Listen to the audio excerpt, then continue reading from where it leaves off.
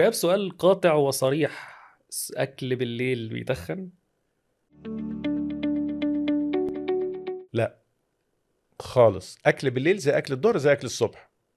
اكلت كتير هتتخن، ما اكلتش كتير مش هتتخن، بغض النظر اكلته امتى.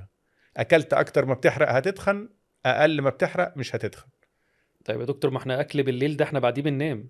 أمال الفكرة بتاعت إن أنت هتاكل بالنهار فبتتحرك فهتحرق، لكن بالليل ما هو احنا بقى معظمنا بننام، أكيد هننام بالليل يا دكتور.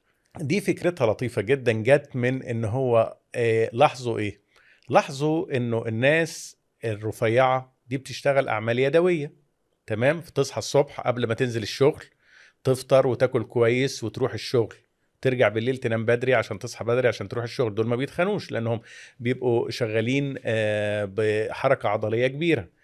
انما الناس اللي قاعدة مثلا على مكاتب او ما بتتحركش كتير او كده، تصحى متأخر، تاخد تشرب حاجة تفوقها زي الشاي او بتاع، عقبال ما يجي لها نص النهار بتاعها يبقى على اخر الليل، عقبال ما يبتدي ياكل هياكل في الليل.